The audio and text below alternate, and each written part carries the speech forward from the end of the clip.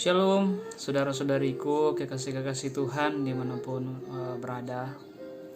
Dalam kesempatan sore hari ini, ya, saya ingin bersaksi tentang kebaikan Tuhan yang boleh kami rasakan sekeluarga dalam waktu dekat ini.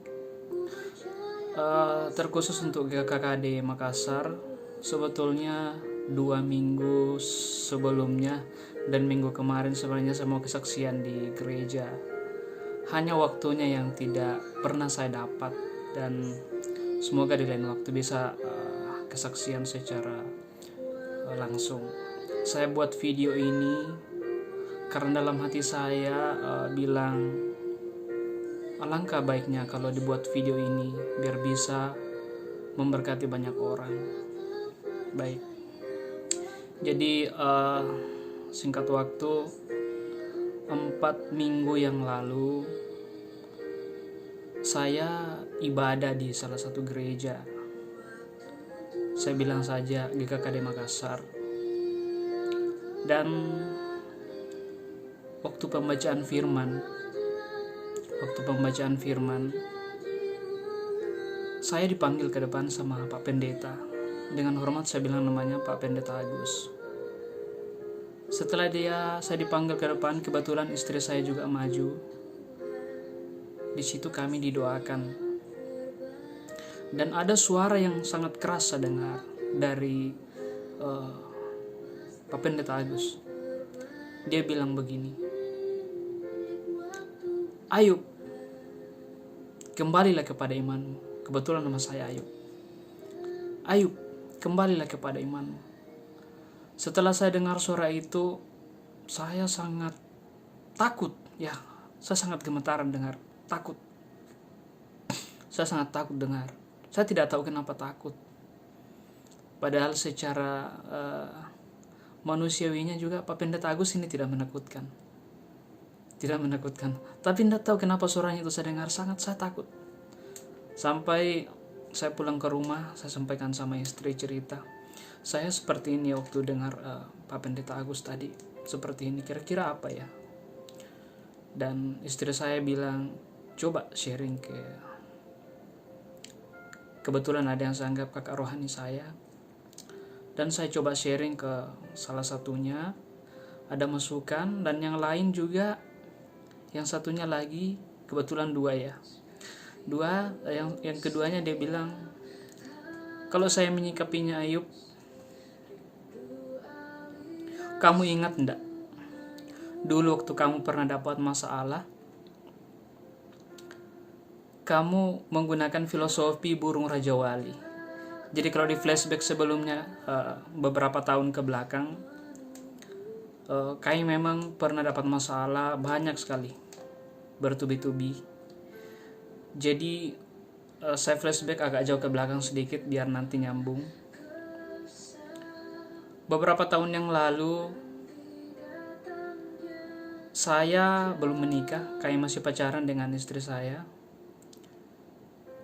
Terus kami punya komitmen, itu hari kami mau membuka suatu usaha, bahwa kami akan fokus sebagian dari apa yang kami dapatkan di usaha kami yang akan kami buka pada waktu itu, kami akan mendonasikan sebagian ke salah satu pelayanan misi di Mamuju, Sulawesi Barat. Nah, setelah kami berdoa, apa yang terjadi?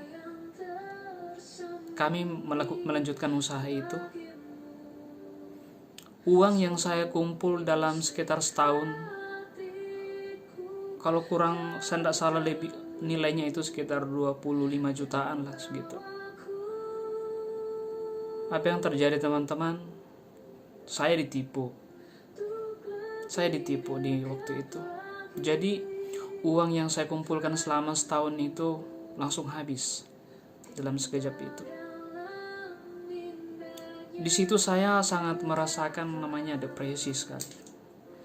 Sangat depresi, dan disitulah pacar saya di waktu itu yang sudah jadi istri saya sekarang itu, kami di situ mendoakan dan mengampuni orang yang menipu kami. kami berdua di kamar kos saya itu hari, kami berdua pegangan tangan, berdoa, Tuhan kami mengampuni orang itu. Dan Tuhan memberikan lagi usaha yang baru, yang lebih bagus lagi, puji Tuhan. Nah, nextnya kami tetap belajar untuk setia, tetap memberi dengan komitmen itu. Nah, kurang lebih 2 tahun yang 1 tahunan ya sebelum itu, 1 tahun yang lalu, setelah menjalankan usaha itu, saya dapat masalah. Masalahnya itu di hari Minggu, ya, masalahnya itu di hari Minggu. Tapi di gereja, sebelum saya dapat masalah itu, Tuhan memang kasihkan firman tentang filosofi burung Raja Wali. Bagaimana burung Raja Wali kalau dia mendapat masalah, dia membiarkan dirinya seperti di bawah angin, yang angin itu melambangkan Roh Kudus. Nah, saya imani firman itu. Sampai saya ke kos, ternyata saya kecurian di kos itu. Jadi BPKB motor saya, apa dan lain-lain itu diambil semua. Dan sampai di situ saya difitnah lagi di tempat itu. Dan boleh dibilang saya mengungsi ke rumah saudara. Sampai di rumah saudara, pelan-pelan lagi membangun usaha dan mulai bangkit lagi. Nah, ini artinya yang burung Raja Walinya. Terus 4 minggu yang lalu, itulah saya ibadah di GKKD Makassar dan dipanggil ke depan, dan saya dengar suara bilang, Ayub, kembalilah kepada iman. Dan saya mengambil prinsip, oh ya, seperti itu. Saya belum tahu apa tujuannya dari Tuhan bilang seperti itu. Nanti setelah beberapa minggu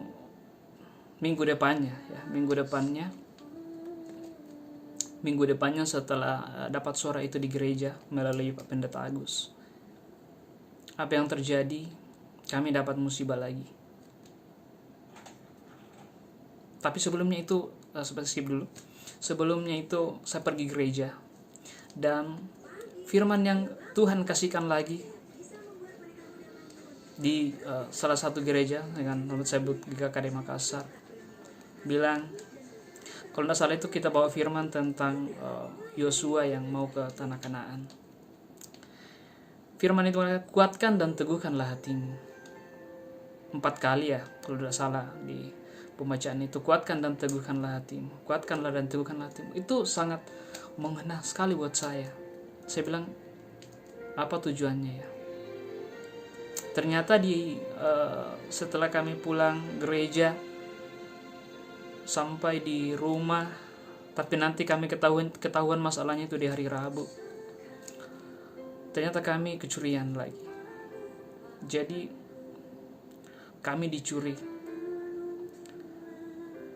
Bukan dengan nilainya, hanya kami sangat merasa sakit hati sekali karena yang dicuri itu adalah cincin kawin kami. Hal yang sama kami lakukan waktu kami tertipu. Kami duduk berdua dan kami berdoa, Tuhan kami mengampuni orang itu, siapapun itu. Kami sangat sakit hati sekali. Kenapa? Mungkin teman-teman yang sudah menikah tahu bagaimana filosofi tentang cincin kawin. Dan kami sangat hati sekali, tapi kami mengampuni orang itu. Sharing demi sharing, akhirnya kami melapor ke polisi dengan tujuan supaya dapat efek jerah orang yang melakukan itu. Tapi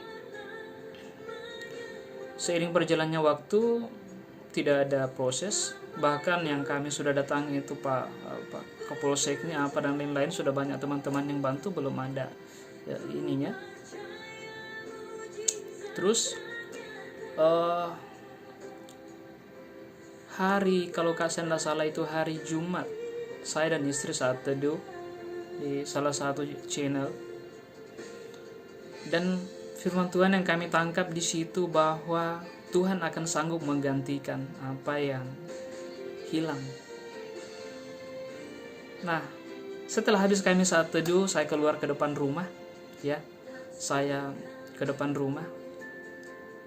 Kebetulan di rumah kami itu, di depan itu kami buat kayak toko-toko kecil. Dan puji Tuhan, saya sangat terkejut. Barang kami itu, cincin itu, ada yang kasih kembali. Saya yakin dan percaya orang itu bisa kasih kembali karena Tuhan yang menegur.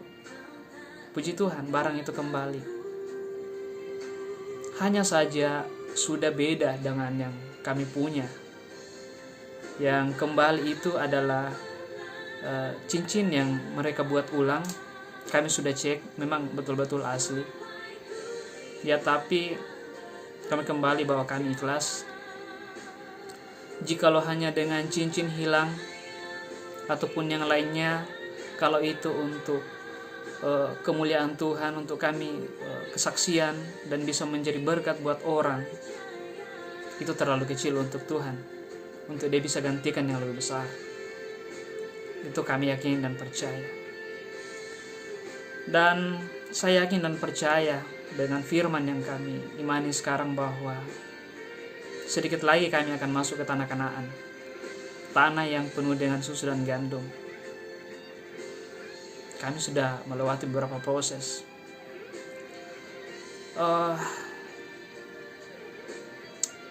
Satu yang menjadi poin buat saya, kebaikan Tuhan dalam hidup saya dan keluarga pribadi, bahwa